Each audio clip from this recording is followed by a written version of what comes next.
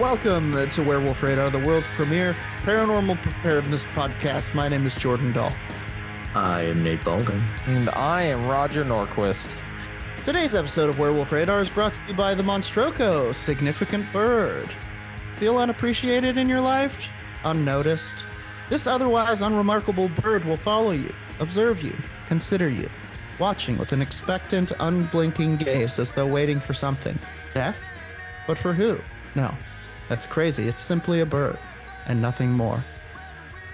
The significant bird from Monstroco. That damn thing is back again. Sounds very Poean. Yeah, it's very significant. I got one and it's out there. Is it going rat-tat-tat on your chamber door? No, I did hear a tapping, but when I got up, there was nothing there. But it's there. I see it. It's watching me. What does it want? What does it know?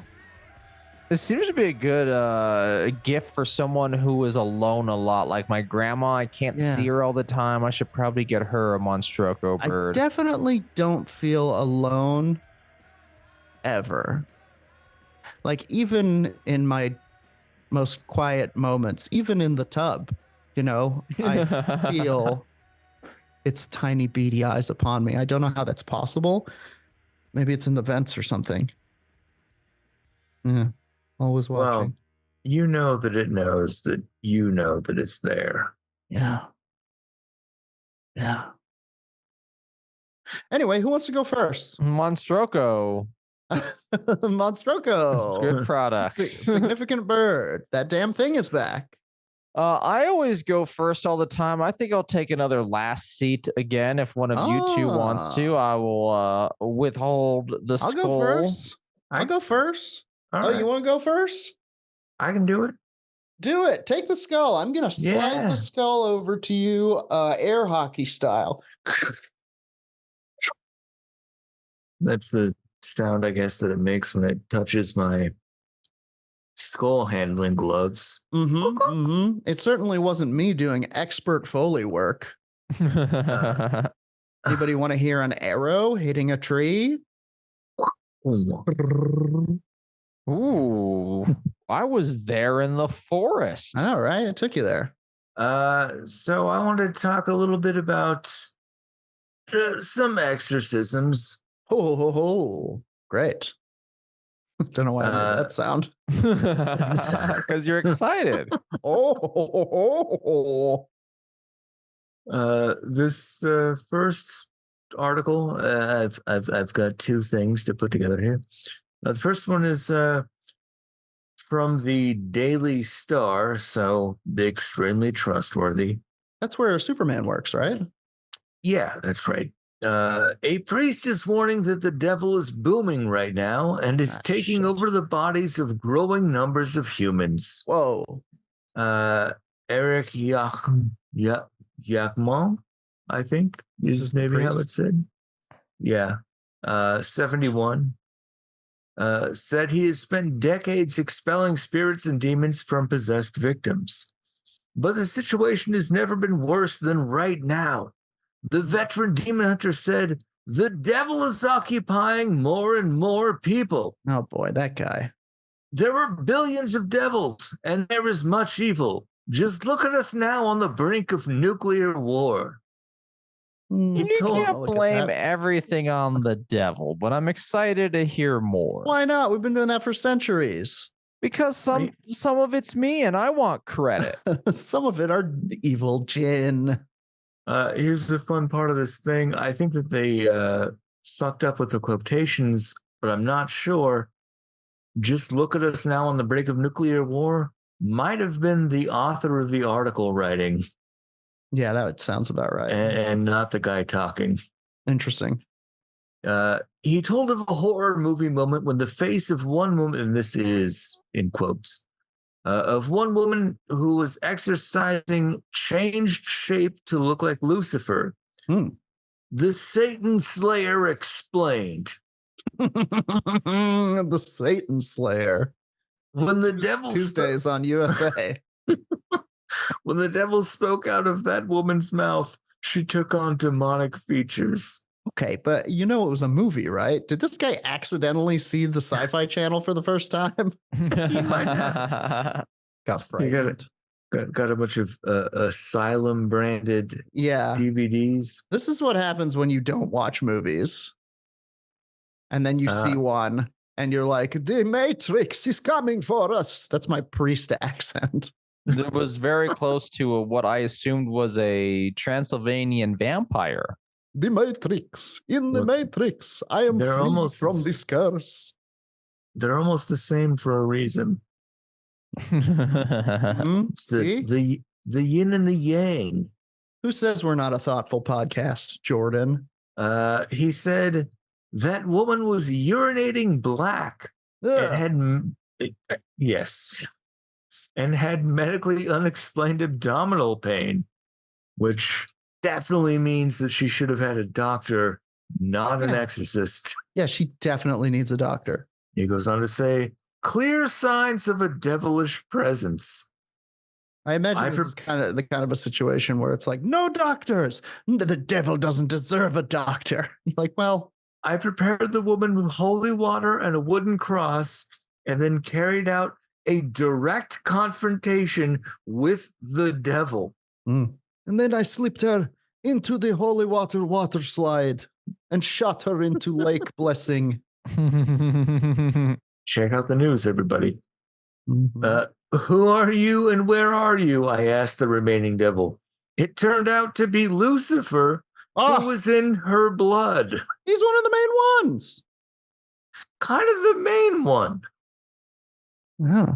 Huge stockholder in the whole hell thing. He owns 50%, not 51, but he is majority shareholder.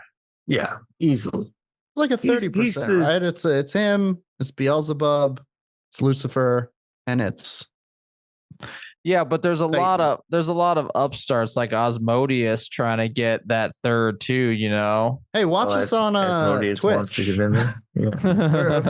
our party is currently in hell fighting devils. He said that despite science, modern medicine, and psychiatry, exorcists have rarely been busier. So that's the thrust of the article. Is not, this woman was not taken to a hospital, and instead a priest tried to help her with her apparently pissing blood, probably. Ooh. I mean, it was black. If that's the problem, that's beyond blood. Yeah, that's like your blood is also there's also a problem with your blood. Well, yeah, Lucifer's in there. Yeah. Priests who are now recognized by the church as exorcists do not necessarily do much more than the work of a psychologist, he said.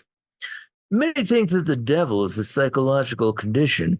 They deny that it's an external force, a spirit, just as angels are spirits. If the body's a car, then the devil is a carjacker.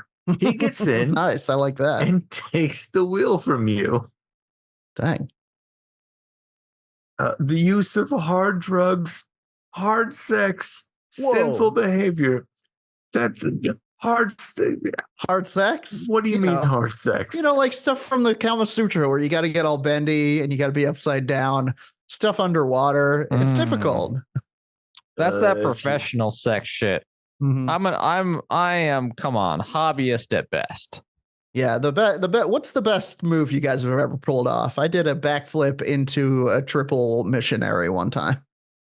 Nice. Pretty nice. I think as long beyond as you go into missionary, you're fine. Pretty safe, right? Yeah. That's what I was thinking. One time I touched triple the elbow. Missionary. Oh God. I know. I'm not a prude, let's say. From the inside, Pigman? No, outside only. Come on, I am a prude a little bit. I try to keep sex on the outside. Anyway, these are things that can bring the devil upon you. He said you can't expect priests who, quote, do not themselves live in a state of grace to be able to chase away the devil. On the contrary, they are slaves to it themselves, he said. Yeah. But he warned, you should not talk to the devil through prayer. You should command him to go away. In Latin, a sacred language. So that's like, to anybody who is talking to the devil through prayer, I don't think that's going to, I don't think it's because they didn't know you're not supposed to do that. You know what I mean? Yeah. That's, they know what they're doing, and that's what they're doing. Well, he's also kind of calling out a bunch of the other priests who are being called in to do exorcisms. Oh, really? So he's like, some of them are like praying and being like, I see you there. Hey, listen, the devil.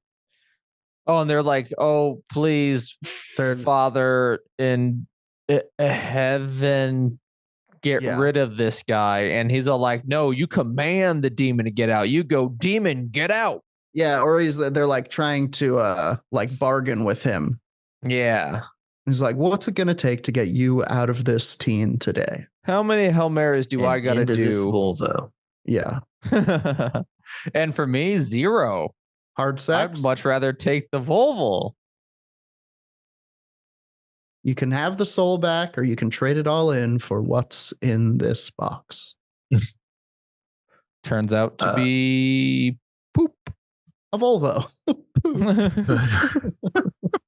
Why did that get me? So, it just goes to show the classics never die. I was curious about, because he said that exorcisms were on the rise. Mm-hmm. And that article was from like less than a month ago. Mm-hmm. And so I tried to look up what the number of exorcisms that had happened recently were going on. And I found a Salon article. From October of last year. Salon does not do what I thought they did.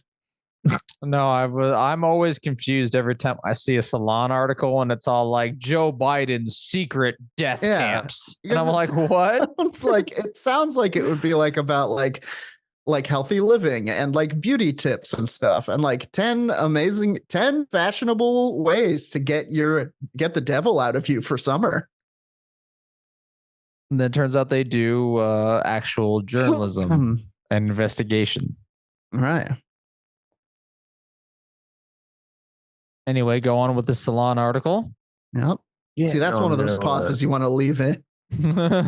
Those tasty, tasty pauses where everyone can go, what's happening? And check to see if their podcast accidentally stopped. It starts off by talking about a bunch of stuff that is apparently there was a Pentecostal boom in that resulted in Catholic exorcisms. So Pentecostal boom sounds like a religious wrestler. It's a religious wrestler's move. That's his finishing move. He's going for the Pentecostal boom. Oh, he'll kill him. Don't do it. He'll send him to that everlasting reward. In the squared circle that is the hell that takes your soul, it is a Pentecostal boom coming in to save you. It's kind of a case of case. So coming in. I didn't even realize I was doing it, but the Pentecostal boom from those crazy cats at Jesus scats. So apparently, it's mostly Pentecosts who have been doing exorcisms lately, but the Catholics decided that they weren't going to be fucked up by that. So a 2018 Atlantic feature noted that while official numbers are hard to pin down, there are roughly 100 active Catholic exorcists in the U.S., up from just 15 a few years earlier. The Catholic training organization, the Pope Leo the 12th Institute acknowledges, is aware of the many reports of an increased number of exorcisms in recent years. though it only coyly admits that this is true. However, in 2022, authors Nicole Bauer and J. Andrew Duell marveled, exorcism is flourishing once again in the Roman Catholic Church.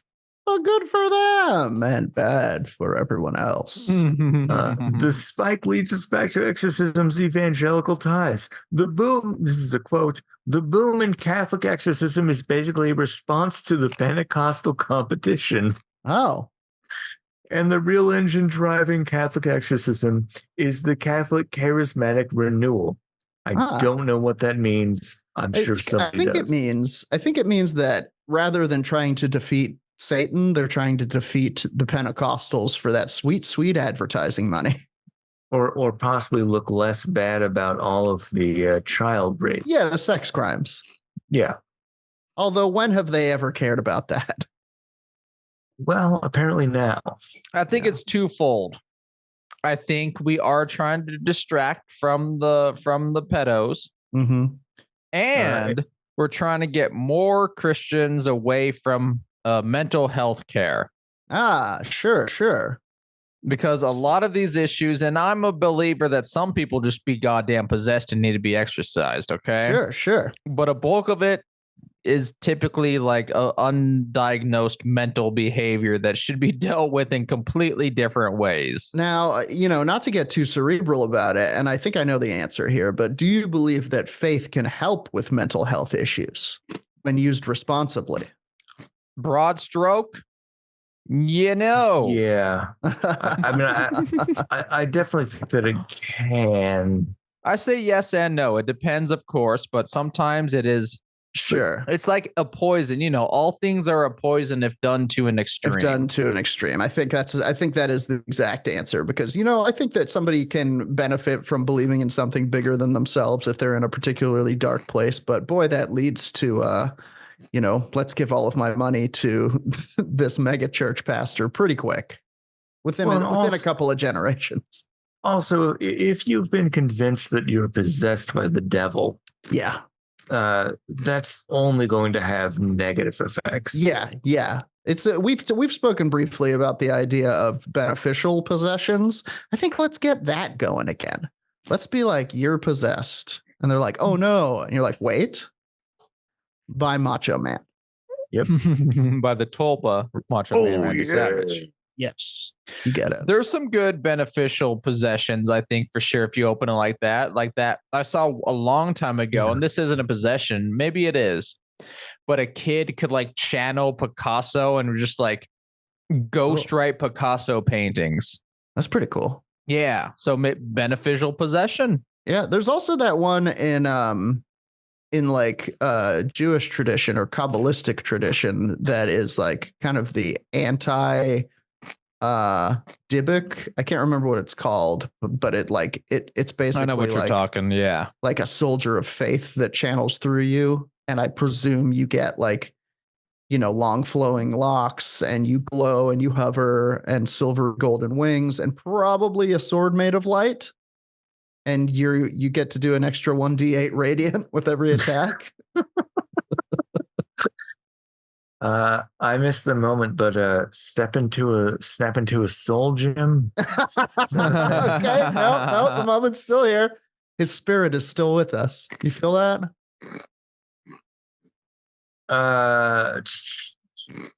The article goes on to say a disproportionate number of priests trained as exorcists are part of the Catholic charismatic renewal movement. The uptick may also be influenced by the presence of a Latin American in the chair of St. Peter. Again, I have no idea what any of this is about. Like some pretty deep Catholic politics shit. And I think the Catholic charismatic is the idea of kind of your Catholic, cult leader is probably not the preferred term, but what is it? The gemstones, the mighty gemstones. What is that show called? The Mighty Gemstones. Is that what it's called? I don't know what you're talking about. There's I a thought show, you the were referencing the Gemstones. Infinity Stones.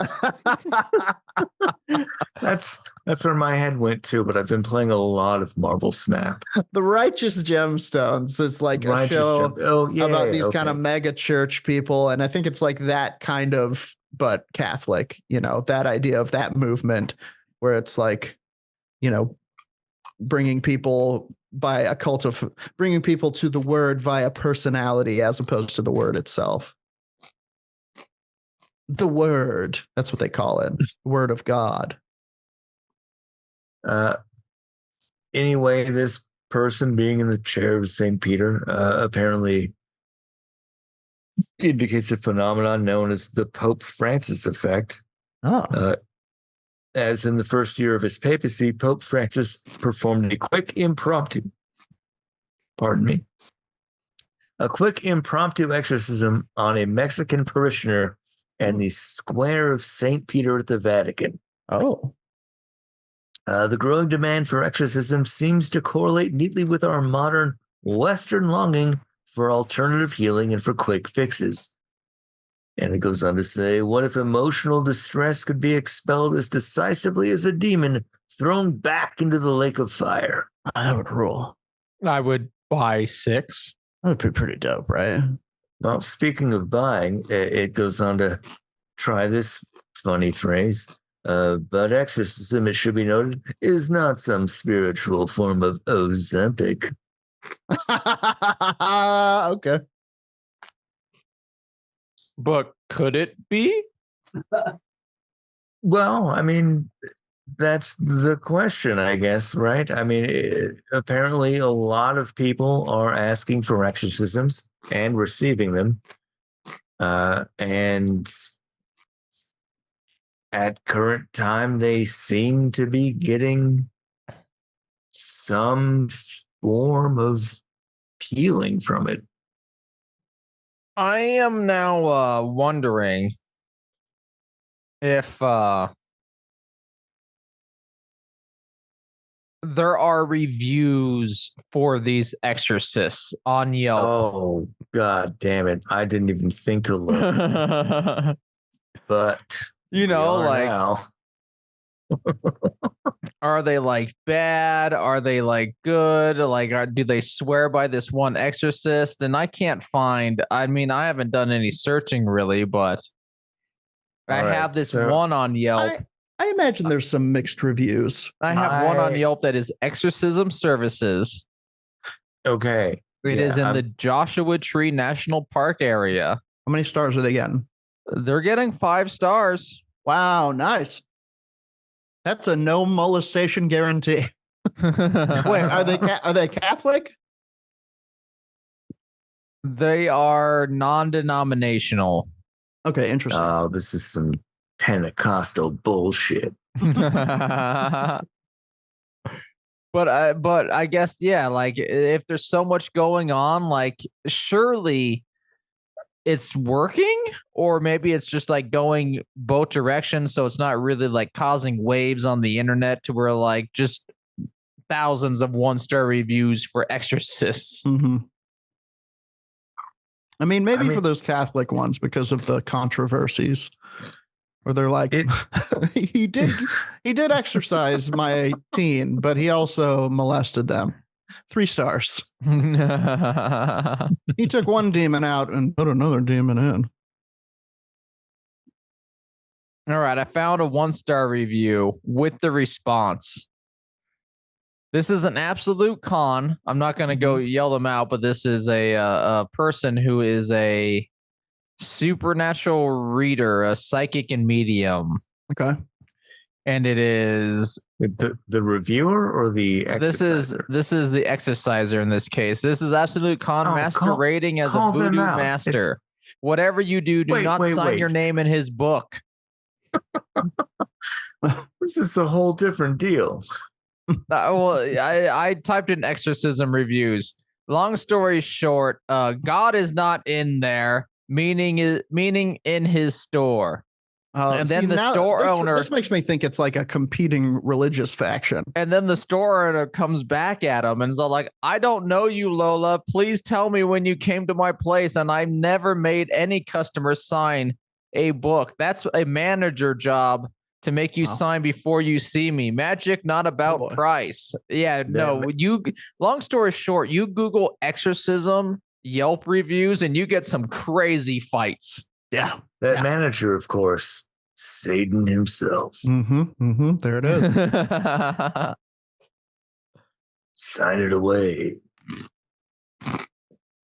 But yeah, I mean, if you're gonna be mad at voodoo, that's like somebody mad at Marie Laveau because a trinket they received didn't give them $10 million or whatever.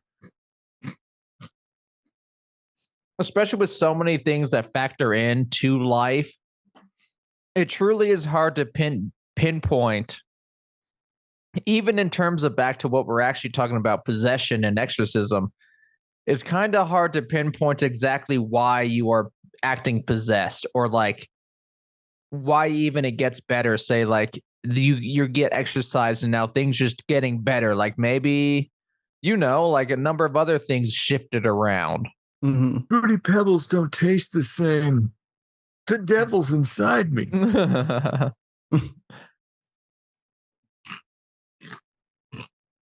Anyway, yeah, that's exorcisms are on the rise, and they appear to be going nowhere but up.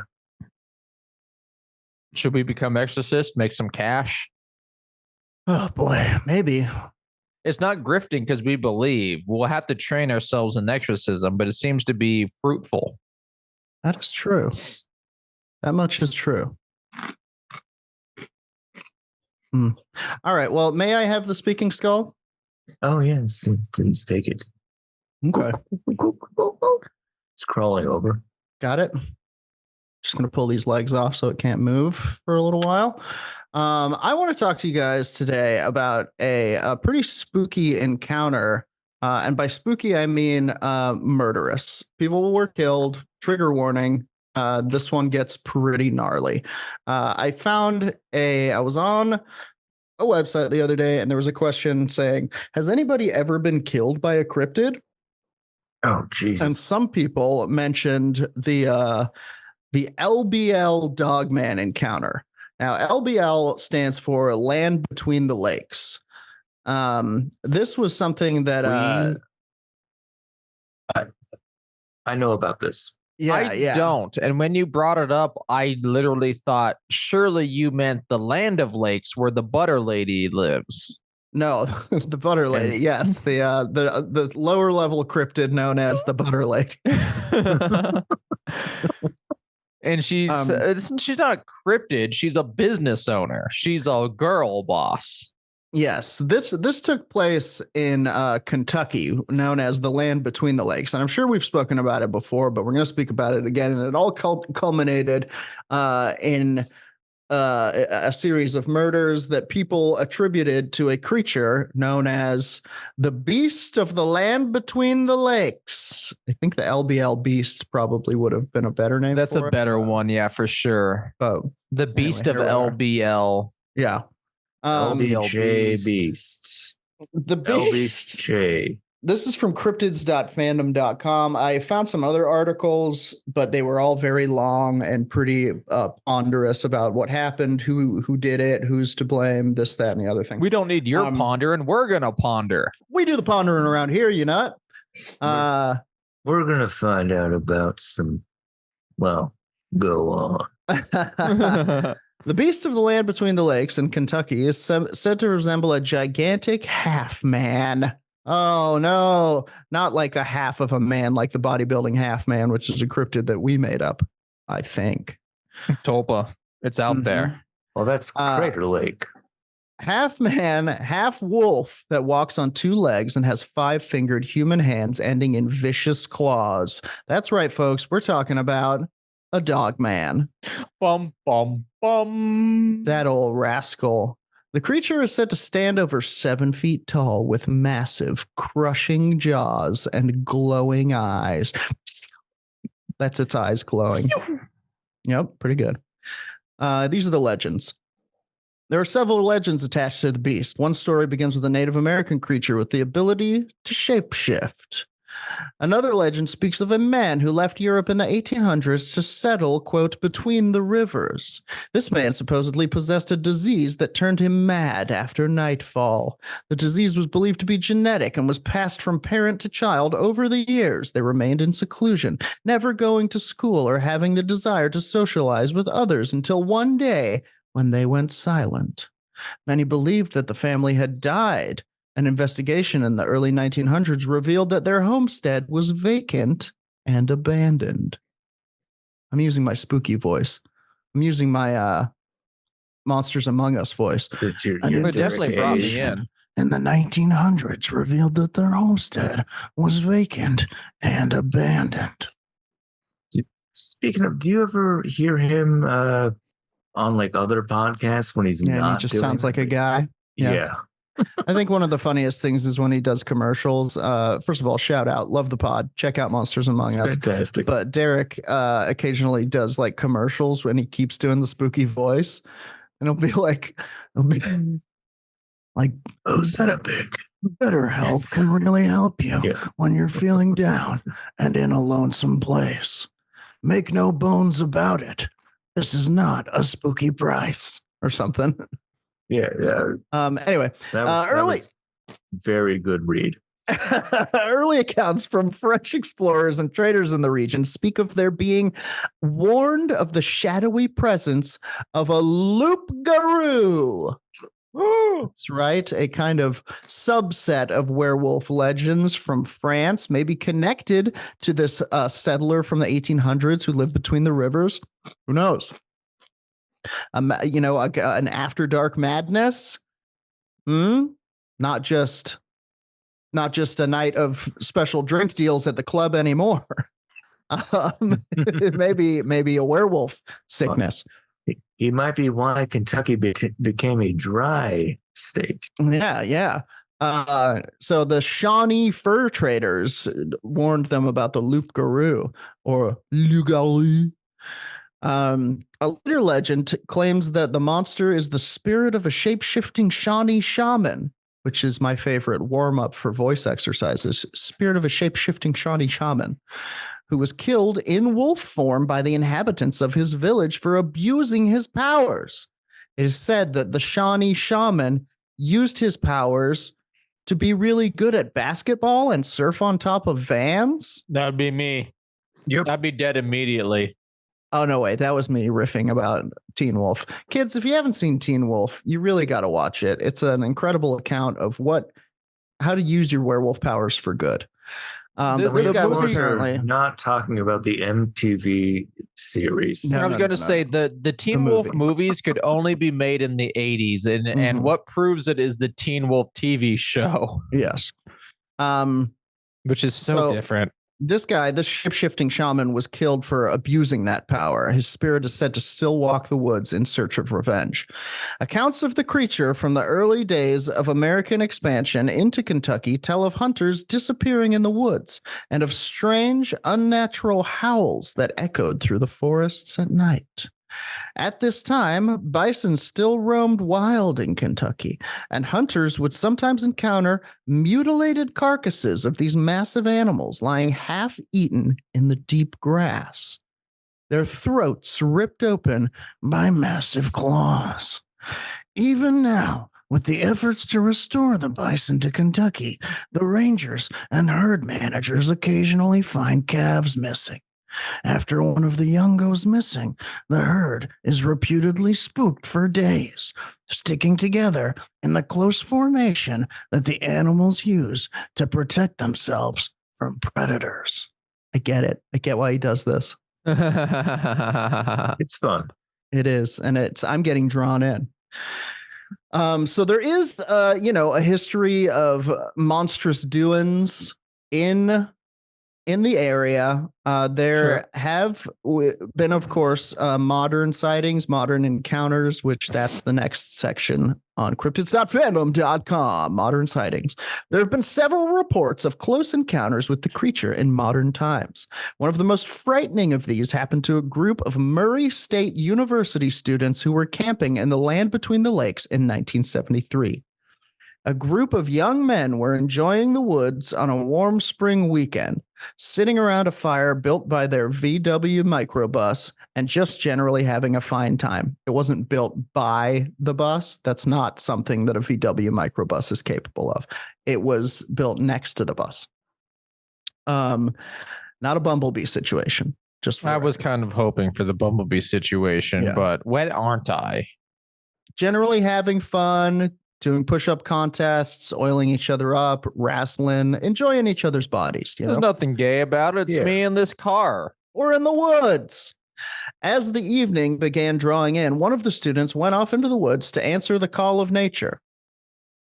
Pissing is what they're dancing around. I thought you meant joining me and Bumblebee fucking in the woods. I can see you drawing something there, Pigman. What's what message board is that going on? The Transformers non-erotic one. The Freedom Transformers Wilderness board. Never mind. Okay. Goes to take a piss, which they were afraid to say somehow, even though they're about to talk about bloody murders. When he returned to the campsite, he told his friends that he'd felt like something was watching him and that he had heard, quote, something sniffing in the woods. His friends said that he'd just heard a wild hog or some other animal. And then the sex started again. Sorry. And then all the cast members of Wild Hogs showed up. I'll show you a wild hog. The student said he'd never heard anything like it before, and he grew increasingly nervous as the darkness gathered. As the night grew dark, the group started to hear the shuffling sound of something large moving in the fallen leaves. It seemed to be circling their campsite, moving incredibly swiftly, running around. The boys began to become anxious. They shined their flashlights into the woods. I think it's Sean, but whatever. In the direction of the footsteps, but saw nothing. And then the howling began. It was wild, insane howling, like a wolf, only much louder than any wolf could be, with an unnatural blood-curdling quality that made the howling sound almost like mocking laughter. Jeez.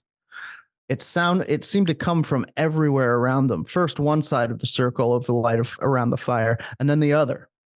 Soon the terrified campers began to catch glimpses of a pair of glowing red eyes as they ran past in the dark. So it's almost the way this is being told is like it's materializing, sort of, which I've heard is kind of a mainstay in these stories. You know, the thing gets more and more real as their terror grows. Weird. The terrified boys retreated into their Volkswagen bus. Quick! The solid engineering of a Volkswagen will protect us. To the shag wagon. Yeah. And wisely decided not to stick around to get a better view. Tearing down the road, they soon saw that they were being pursued and that a massive shadowy figure was racing behind them, barely visible in the bus's taillights. As the bus slowed to take a corner, they felt a massive jolt, and then it seemed as if something was holding the Volkswagen back. This thing has caught the car. And cars get some power and shit, dude. It's stopping the car. This is a German engineered powerhouse. In the back. Giving it everything, they broke free and tore out of the forest and didn't stop until they were back on the Murray State campus. Back on campus, they found 4 deep gashes, like claw marks torn into the metal of the engine compartment cover at the back of the bus. It was going for the engine, dude. One-handed. It was going for the engine. Another widely circulated story tells of the discovery of a bloody scene inside the motorhome of a family camping in the area in the 1980s. Police are said to have found the horribly mutilated bodies of a visiting family lying in their blood-soaked motorhome, and the half-eaten body of the family's young daughter lodged in a nearby tree. Hanging in a fucking tree. Yeah, it's fucked. Lodged in another tree. Sure. Well, not Just like jammed in there. Not like driven through the tree, like That is what I was thinking. I'm sorry. Yeah, it's not that powerful. It's just good enough to like lift up a small daughter, tearing it apart, and shoving it into the top of the tree. Yeah, people are dead for sure. The bodies are all said to have had distinctive, massive claw marks. This incident was supposedly covered up by the authorities so as not to damage the tourist industry in the then economically fragile region. Evidence for and encounters with the beast between the lakes continue to this day. Experienced hunters shy away from the area, but those sportsmen who are new enough to the area to scoff at the legends often come home with tales of feeling as if they're being stalked in the woods. Deep holes like nests are often found dug in the woods, with tufts of long, coarsely textured grayish-brown fur within them. Rangers in the park are routinely asked what the strange howling was that a camper heard during the night. This is a story from somebody who lived there. We have some alleged photos of the beasts, and they're not bad. There's also an artist's rendering, which is pretty terrifying. Sort of looks like a weird kind of terror Wookiee. Send us a link to the image if you can on the Discord or whatever. Yeah. It's on the Cryptids webpage. I'll drop it in the listen along. So we have a little tale from a oh, wait a minute. Oh, wrong one. Boy. See? See? You see? It's bullshit. Okay, there it is. It's in the listen along. And that's the picture. He's got kind of bat-like qualities in the picture. And who's to say? Maybe they're mistaking a werewolf for a werebat. Quote, I live in Western Kentucky, 30 minutes from the LBL. I've tried hunting this thing, observation only, more than once. It was Moss Creek where the family was butchered by this thing. That's why they put up a gate there and banned overnight camping, and it closes down at sunset. The excuse they gave at the time is that there was a random stabbing one night. 2 cops talked to a girl at a well-known gas station type store and were regularly in there, and they told her about what they saw. No bodies or body parts, but shredded, bloody clothes. Some of a kid on the ground and in some trees. Blood everywhere. The girl told me this personally, and I will leave it at that. This happened in the late 80s. I've talked to old-timers in Grand River's Cadiz. They all basically say the same thing, that it's real. Some wouldn't talk to me at all. I'll stop the ramble, but I'll be glad to discuss it with anyone. End quote. Very interesting. It does seem to kill for fun / rage. Yeah. And that, or like Predator, it's like it reminds me of the Predator, just like stringing up the corpses of its trophies. It's pretty spooky. I've seen some other kind of mysterious killings in the area, and it looks pretty fucking brutal. Like kind of like cut in half, fucking Omni-Man style, spines ripped out type situation. This was a real thing that happened to some people, and there are some tough feelings surrounding it. So we definitely don't want to mock or burble up any pain for those people, but strange nonetheless. And yeah, that's the story of the beast of the land between the lakes, supposed dog man that may still be out there being protected, as it were. But who's protecting who? Are they protecting us? Probably. It seems weird, and I never know what I believe with the whole like we got to protect the region for tourism. Mm-hmm. We have to hide this. Yeah. Because you gotta open the beach, even if Jaws is out there. Yeah, like Jaws is a perfect example to where like if there was a shark, like giant sharks just like off the coast of, I don't know, San Diego, it would hurt the San Diego beach industry if people couldn't go out there. Yeah. I guess. But like to cover up these types of murders, like you got to pay off the family, you got to pay off so many things to hide which is this like type of carnage. I mean, we like to pretend like it's not necessarily doable to like Sure keep a lot of people paid off, but pay me enough money, I'll keep my mouth shut. Fair enough. Or even like if I recall correctly, that quote I believe is from the son of the woman who was working in the gas station. Yeah, where the cops told her exactly what had happened. Mm-hmm. And I'm sure that right afterward they were like, "Oh, we probably shouldn't have done that." Yeah, hey, don't tell anybody, by the way. And you're right. There's more than enough money to make certain things disappear, especially if more money is the benefit of it. Yes. Money is a direct measure of power in the world that we have created. Like, I mean, look at J.K. Rowling. Imagine that monstrous person. And imagine if she wanted to make a cryptid go quiet, she could. And what her day must look like as compared to your day when you go into a restaurant. And just how different it must be for people like, your Jeff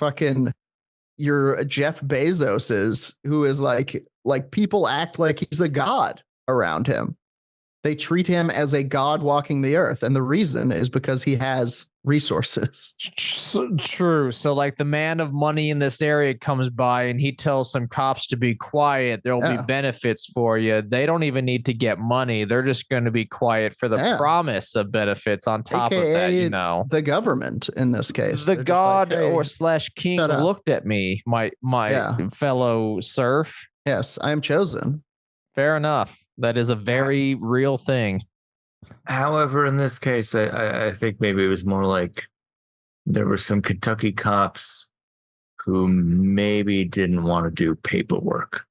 And that's the other thing too. You have the general incompetence and laziness of people to realize, you know what, I'm not going to write a report on this. That was too much everything that I just saw. Yeah. Also, never underestimate the power of money, but also never underestimate the power of laziness. All right. May I take? Yes, please. The skull. I'm not going to be lazy about it. Has sprouted wings and is now flapping over to you. Yes. Come here. Come here. Come here. Okay. There it is. I got it. Come here, boo boo. Let me unfortunately clip the wings. You got to. We can't have it flying all over town. We can't have it flying all over town again. Remember how it almost killed everyone at that retirement home? Yeah. Flew by all their windows, gave them the scares. Gave them the fright. More skulls. If you have been joining us, as I know you all have, dedicated listeners, pingos, as we call you, you know that I've been talking about a wonderful book called The Sasquatch People and Their Interdimensional Connection. Yeah. Kind of our Bible at this point. Kind of our Bible right now. It is written by one Kawani Lapsuritis. Lapsuritis. Sure. And I have gone over a few chapters. I think I will end this week, or I think I will end my Sasquatch and Their Interdimensional Connection this week. Going over a few things on here, but we went over crypto anthropology, which went over what the Sasquatch people are, some what am I trying to say? Some categorizations of North American Sasquatches, such as your Sasquatch person, your ancient one, which once again, the ancient one has hair, not fur on their body, like the Sasquatch, the dog people, and then I can't remember the fourth one. The cat people. The cat people, the sexy, sexy cat people. Cat people run like the wind. But it is actually the orangutan faced one in Florida, often referred to as the skunk ape. Yes. Indeed. And I tried finding another reference to the skunk ape in this book, and I could not.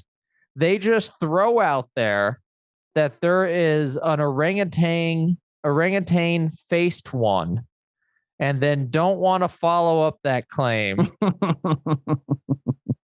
But it's fine, I guess. The 10-faced one.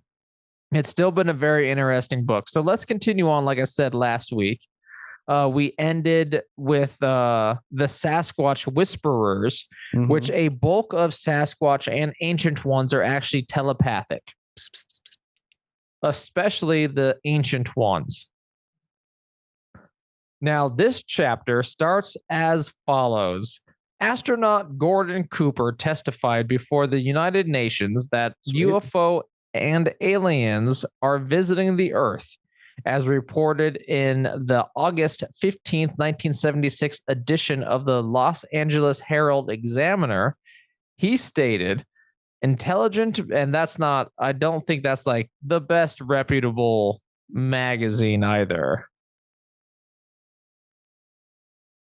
Well, we've seen a sort of crisis of journalism with yeah. So who, many publications since then. Take it for what you will.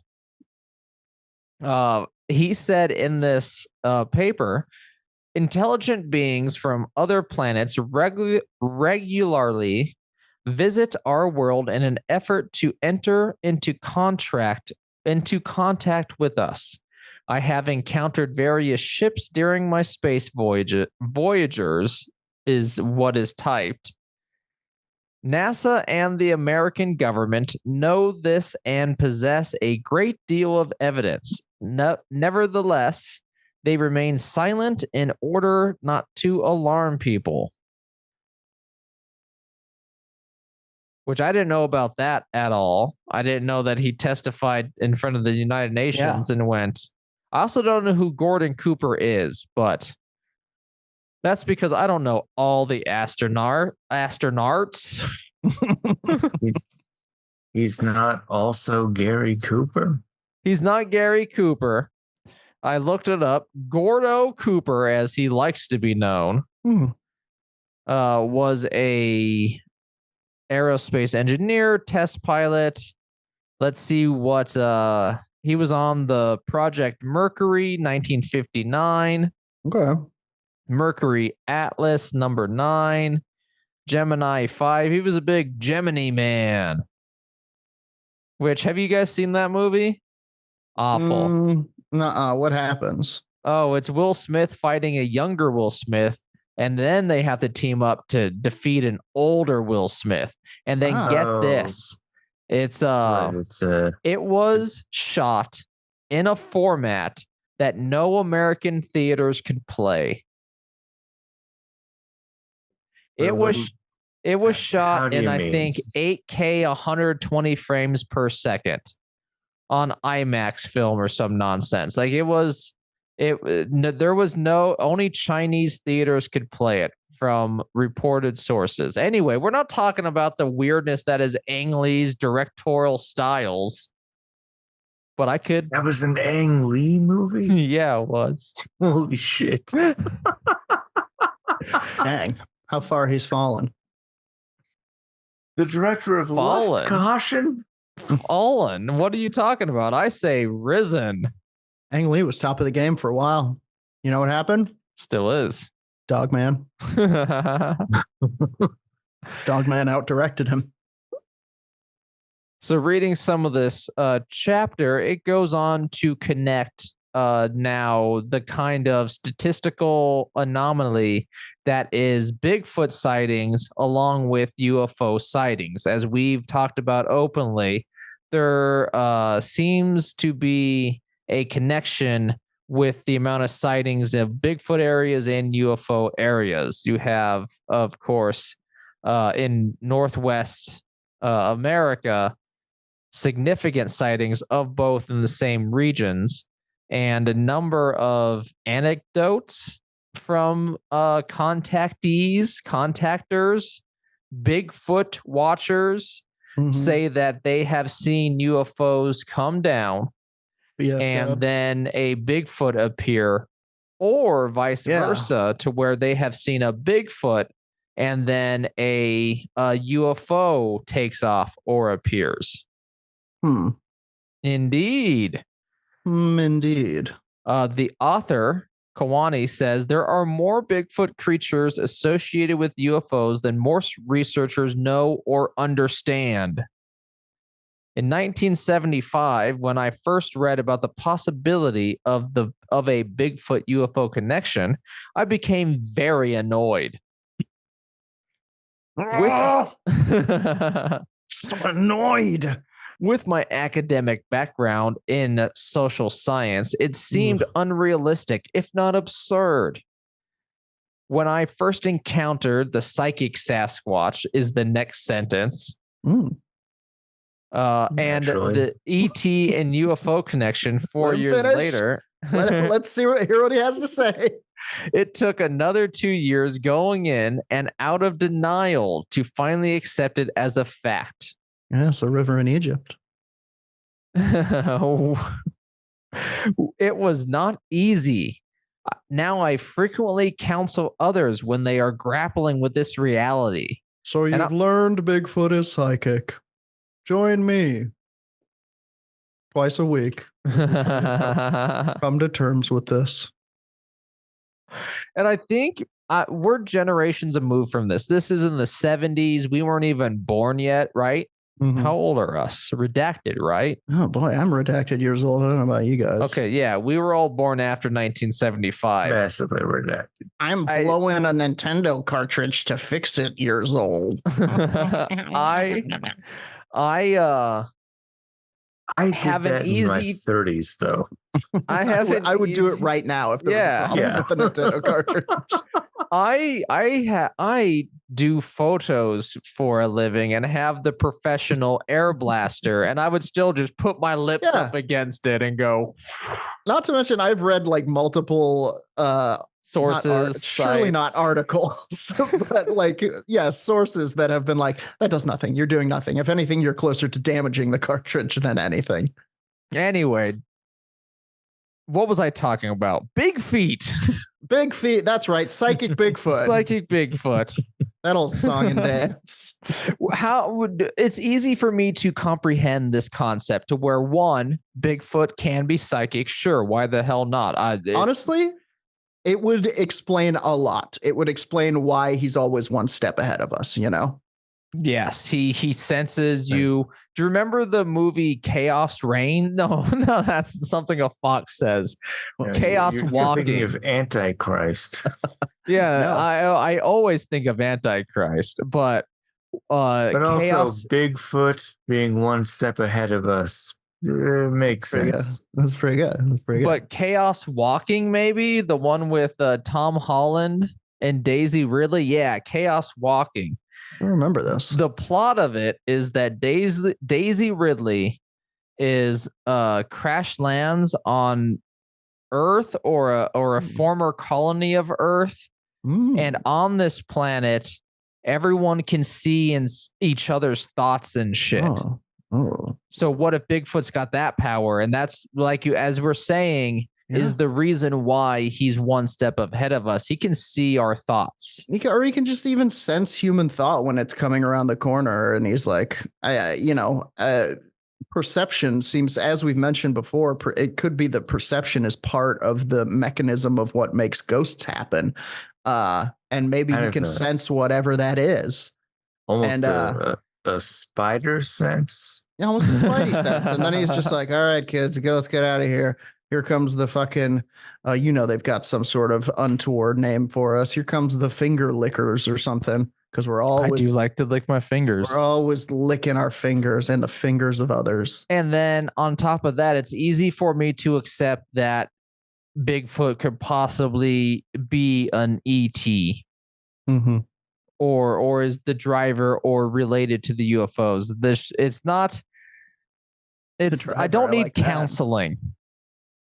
I guess is what I'm saying, and I'm not shaming anyone who needs counseling after coming not to terms with that, but even the possible, I guess, thought of that. I just think that's laughable. I think that's adorable. Get it together, stupid. I do love the idea of a pamphlet that's like, so you found out Bigfoot's psychic. Like, tips for living with that knowledge. It should be a chick track that's like left on a bus. Yes. Oh boy, that feels like a fun, like wild art project. Just do cryptid chick tracks. So the reason why, of course, we have this connection with Bigfoot, which is part of this chapter going on, it says a primary part of their agenda, and it seems to be all Sasquatch agenda. People, not just the ancient ones, but them as a team. Sasquatchians. Their agenda is connecting with humans to save the environment and the planet. They're trying to help us become better park conservationists. Yeah, come on, Planeteers.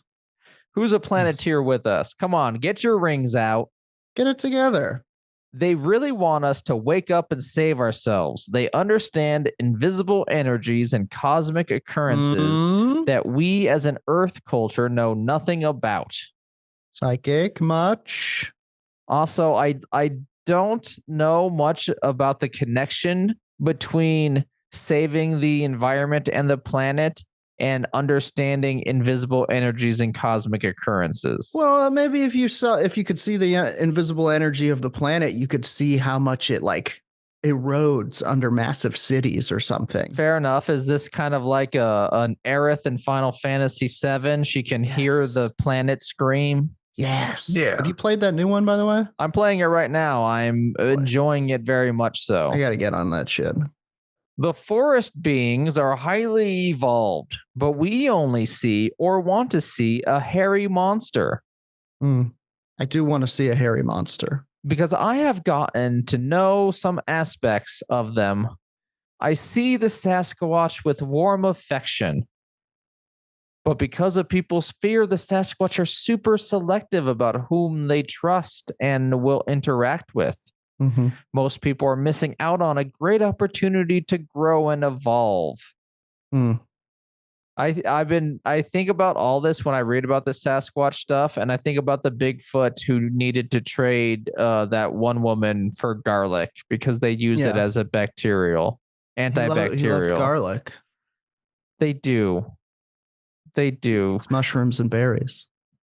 I have come to understand that when people change their thoughts, feelings, and attitude, they will change their vibrational frequency. You see, according to the author, they say that too much intellectual static hinders a person from being more heartfelt. We're all thinking too much, you stupids. High intelligence sends your wisdom down. It sends your wisdom. Does it? I don't know. That's what they're saying here. Okay, everyone, open up D&D Beyond. We're rolling characters. Let's see what happens to our intelligence and wisdom when we play with it. High whiz, high intelligence. That's tough. According to I think D&D builds, though, I think they're one and the same. Like a wizard does want some high wisdom. Yeah, for like perception and like resistance and stuff. But I mean, okay, we're doing it again. We keep going back. Everyone talking cleric versus sorcerer here. Everyone, close down your D&D Beyonds. Sorry, everyone.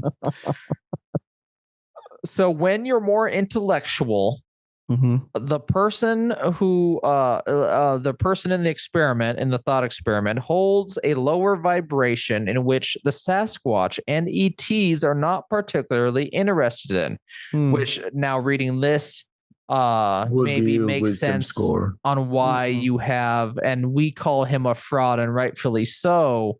But let's give him the benefit of the doubt. Stephen Greer does do meditation and says that he can contact stuff when they meditate. It slows down that intellectual static and they vibrate in a more pleasing manner for the aliens. Yes, you are vibrating in a pleasing manner. You may come aboard our ship. Which, if that's the aliens we got to deal with, I'm good for right now.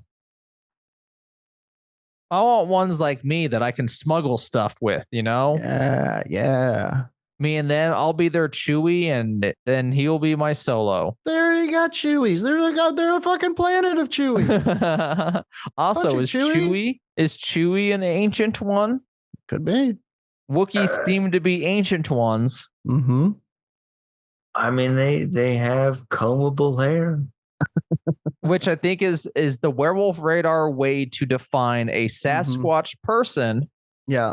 And an ancient one. Combable hair versus fur. Yeah. If it has combable hair, it's a person. I was trying to think of one that could rhyme.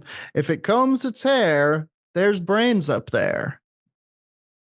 But the Sasquatch people all have brains, even the lowest form of the wild hierarchy. woolly fur ain't no my nose is bleeding. Quickly get him a nose aid, a bandage. So now we start blaming the government. Our government knows all about the Bigfoot UFO connection. They don't want to lose their control of the masses, as they might if ETs told us about our true origins and how the Sasquatch are really a race of ETs that migrated here via friendly star people eons ago. I mean, now I know. I can't unknow something like that. That's right. All these books I've been buying are connected. Many call these ideas conspiracy theories, though, but one has to collect all the facts. For example, in the fall of 2003, a man wrote me from North Carolina. Okay, now we're talking. Remember Bert Heckler's dad? Yes, of course. Who showed us the letter that person wrote them. The most fun letter that we've ever read. It was very cool. Which I will give them the credit for as part of this theory to where Bigfoot in that letter was an interdimensional being that had 94 different Earths that they were the guardians of. 94 seems like a specific number, but these days, I don't think it's that crazy. I don't think it's that crazy. I think it's believable. It's a little crazy. Yeah. But I mean, as we're learning today, you got to be a little crazy to see Bigfoot. You got to be wise. So the man from North Carolina. Cool. You got to be tough. You got to see Bigfoot. Yeah. The man from North Carolina told me that he was living at the edge of the Great Smoky Mountains. Kentucky, maybe? Sure. Where there is still vast wilderness in the east. I called him on the telephone and he was very congenial. Once he had read my book, he invited me out to research with him. Since he sees UFOs hovering over the mountains quite regularly. Also, he said he would feed the Sasquatch behind his house. Okay. That sounds fucking actually crazy. And also, I feed the Sasquatch behind my house. And it's also, you know what I mean. And it's also like a contradiction of everything we have been reading. To where if Sasquatch is a higher evolved being, you know what? I take that back. If a dog cooked me up a steak, I'd eat it. You know, I would let a lower evolved being that I was helping feed me if it was throwing me a plate of something out there. I suppose you'd have to give it a try at least. But that's what my problem with this overall, to where if Sasquatch is this highly evolved being that is here to help Earthlings who we are lower evolved in the hierarchy that is being built in this book, why do they need to be fed behind your house? Why don't they knock on the door and go, "Excuse me, sir, what you're cooking seems to be seasoned with the best spices I've smelled in some time. May I have some?" garlic, because and your mushrooms. dad's not cool with it. Oh, I forgot my dad's a Sasquatch racist. Fair enough. Fair enough.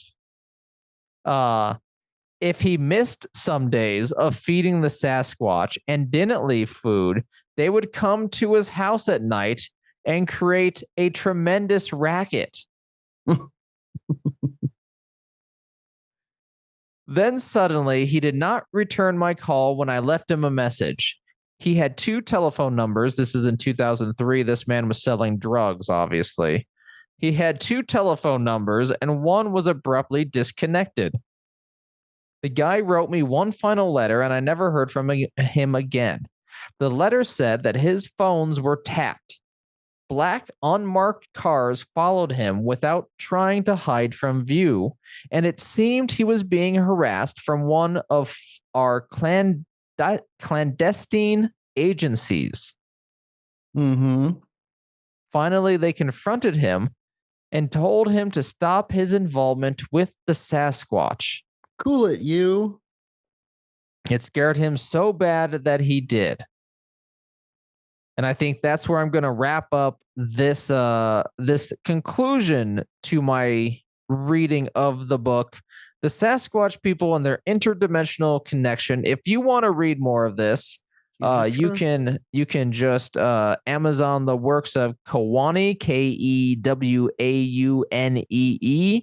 Lapseritis, Lapseritis, or just Google, the Sasquatch People and Their Interdimensional Connections. It's a cheap little Kindle read, and it was decent overall, even though I just pointed out a number of contradictions between all of these theories. But I had fun, and we had fun. We laughed. We learned. Fun was had. We applied our knowledge to build a Frankenstein Bigfoot based on the descriptions we read. In the words of Nate Balding, you can't deny content was made. Nate, you said that. I think you wrote it in one of the scripts. Did I? But I now will put. You know what? No, I'm unclipping the wings. Let me get some glue and some Band-Aids. There we go. And I'm releasing the skull. Oh boy. Well, we love it. So hopefully it'll come back. I bet it will. Now that it's gone, I feel free. That damn bird is back. Folks, thank you so much for continuing to support what we do here. Whatever it is that we do. If this is your first time listening, we love you. We cherish you. Please give us 5 stars on the podcast platform of your choosing. Fork 'em over, as I like to say. Also, if you really enjoy what we do, go to patreon.com/werewolf radar. Check out our offerings. You can get an additional episode every week. We call it the Grave Nugget, and it's filled with swears. The swears they won't let us say on the airs, as we say. That's what we like to say on that podcast. Get some swears on the airs. And we picked up some new Dark Council members. So thank you for joining us. Thank you so much. A little mini howl for you. A woo. Yeah. You'll get the full howl out. What is that? Next week? No. We will shriek. 2 weeks from now. We will scream, and it'll be your fault. But be proud of that. Yeah. That's your fault, baby. Furthermore, check us out on twitch.tv/werewolf_radar. We play D&D there. It's a great show where we all play bards in a band called Night Bastard. The game is called Night Bastard. It is DM'd by our good friend Colin, who's a drummer in an actual sweet band. Native Daughters. Native Daughters, yes, indeed. We are also on friggin' Threads. We're on Twitter. We're on Facebook. We're at werewolfradar.com. Twitter for right now. I got a new computer and a new phone, and I might have lost some passwords. Okay. But the best way to really... I think it's okay if we're not. The best really way to reach out to us, of course, is our Discord, which you can join through any of the YouTube descriptions, and I got to put a link on our webpage, but our Discord is the best way. You can just talk to us, share paranormal things that you're reading and watching. Get into it. Get into it. That does it for this episode of Werewolf Radar. Thank you for joining us. Shout out to Janet Bravo. Shout out to Cheesebot for kicking it in the Zoom room. Dark Council members, don't forget that you're able to come hang out with us in person in the Zoom room. It's a lot of fun. We will see you next time on Werewolf Radar. As always, our sign-off line on the count of 3. 1, 2, 3. Punch the sky. Spaceman Joe.